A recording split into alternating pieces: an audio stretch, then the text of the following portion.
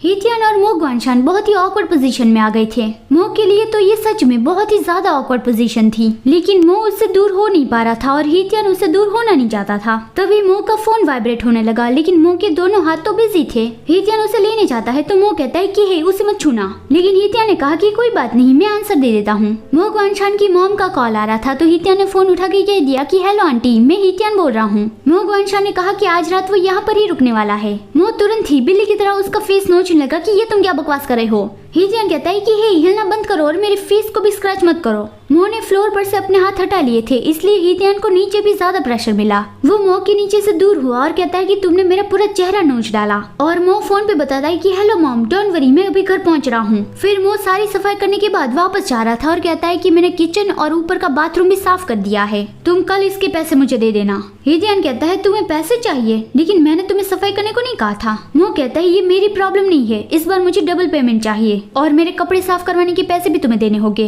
हीतियान smile करता हुआ कहता है कितने कंजूस हो तुम, मैं तुम्हें 10 गुना पैसे दे दूंगा। फिर सुबह जानी बहुत ही झटके से उठा कि ओह नो, मैं लेट हो गया। लेकिन अभी वो जो सपना देख रहा था उसके लिए वो रोने लगा कि अभी तक तो जैनशी ने अपने कपड़े भी नहीं निकाले थे, मैं अभी नहीं उठ सकता था। उससे लेट भी नहीं होना है और सपना भी देखना है, ऐसा कैसे हो सकता है। आज उसका मॉक एग्जाम था तो फिर वो लेट नहीं हो सकता था। वो जल्दी जल्दी रेडी होके जाने लगा और सोच रहा था कि अभी मैं शटल नहीं पकड़ पाऊंगा। लेकिन जैसे ही वो बाहर गया, बाहर चियो खड़ा था। अचानक से जानी ने उसे देखा तो वो थोड़ा झटका खा गया और कहता है कि तुम फिर से यहाँ पे क्या करे हो। चियो कहता है उस बारे में ज्यादा चिंता मत करो, मतलब कि मैं यहाँ पे क्या कर रहा हूँ उस बारे में तुम ज्यादा चिंता मत करो। जानी बहुत जल्दी में था और पूछ रहा है कि क्या तुम यहाँ पे ड्राइव करके आए हो। चियो कहता है हाँ क्यों। जानी कहता है क्या तुम मुझे स्कूल तक छोड़ने आओगे। चियो कहता है ये मेरी जिम्मेदारी नहीं है। जानी चिल्लाता है कि तुम्हें कोई काम भी नहीं है तो फिर मेरी मदद कर दो, लेकिन चियो ने साफ साफ मना कर दिया कि नहीं। स्कूल में जैंशी जानी के बारे में सोच रहा था कि वो इडियट जानी अभी तक उठा भी नहीं होगा। मो ग्वानशान भी अपने फ्रेंड्स के साथ आ रहा था। बस कटू से पूछता है कि बॉस आखिर तुम्हारे साथ हुआ क्या है,